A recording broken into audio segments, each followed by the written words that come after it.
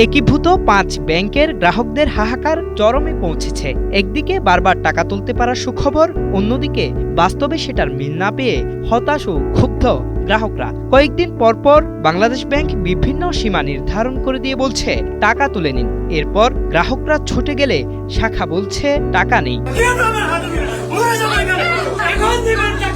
টাকা দেওয়ার ক্ষেত্রে কথায় ও কাজে কেন মিল নেই সেটার উত্তর কারো কাছে নেই। দিনের পর দিন ব্যাংক থেকে খালি হাতে ফিরে বাড়ছে ক্ষোভ আর অনিশ্চয়তা। এই পরিস্থিতিতে নতুন কোনো সুখবরে আস্থাও রাখতে পারছেন না গ্রাহকরা। বিপদে এখন তো মনে হচ্ছে যে অপরাধ করেছে, সেখানে তাদের ব্যাংকে টাকা রেখে সেটা অপরাধ করেছে এমনটা মনে হচ্ছে। বিভিন্নভাবে প্রথম স্লটে 2 লক্ষ টাকা দেওয়ার কথা ছিল, সেই টাকা আনতে গিয়ে আমাকে অনেকবার তারা হয়রানি করেছে, বিভিন্ন রেগুলেশন দেখিয়েছে। এখন আবার সেকেন্ড স্লটে 1 লক্ষ টাকা আনতে গিয়েছি, সেখানেও তারা একই ধরনের এই ধরনের বিভিন্ন রেগুলেশন দেখাচ্ছে, নানাভাবে আমাকে ঘুরাচ্ছে শুধু। এখন এটা নিয়ে এখন তোমার মনে হচ্ছে যে আমি সেখানে অ্যাকাউন্ট খুলে আমি বিপদে পড়ে গেছি। 2026 সালের শুরুর দিকে বাংলাদেশ ব্যাংকের জারি করা প্রজ্ঞাপনে বলা হয় 3 মাস পর পর তোলা যাবে 1 লাখ টাকা করে। এরপর আসে 10 লাখ টাকা তোলার সুখবর। প্রথমবারের ঘোষণায় কাউকে কিছু টাকা দেওয়া হলেও পরের বার গ্রাহকরা ফিরেছেন সম্পূর্ণ খালি হাতে।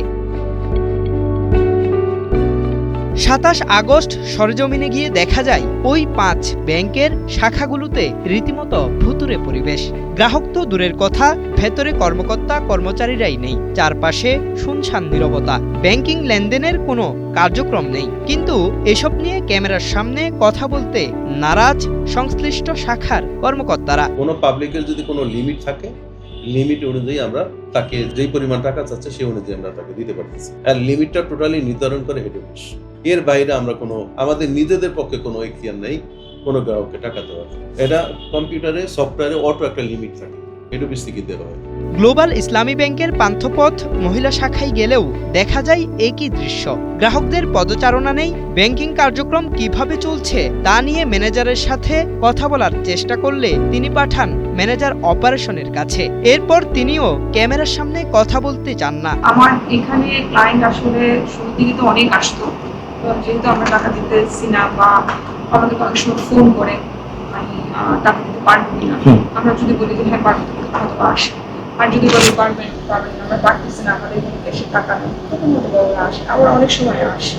সম্মিলিত ইসলামী ব্যাংকের প্রায় প্রতিটি শাখাতেই এমন ভঙ্গুর চিত্র। এটিএম বুথ আছে, টাকা নেই। ব্যাংক খোলা আছে, কার্যক্রম নেই, গ্রাহক নেই।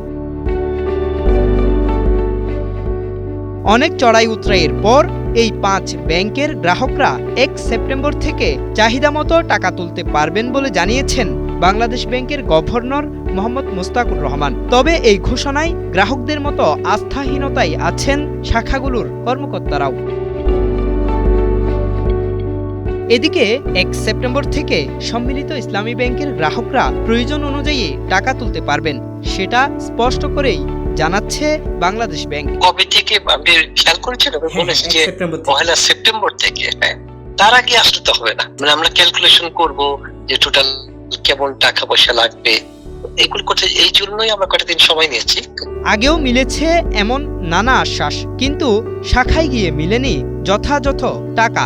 ফলে এবার 1 সেপ্টেম্বর থেকে গ্রাহকদের ভোগান্তি আদৌ কমবে কিনা, নাকি এটিও থেকে যাবে কাগজের প্রতিশ্রুতি হিসেবে, সেটাই এখন দেখার বিষয়।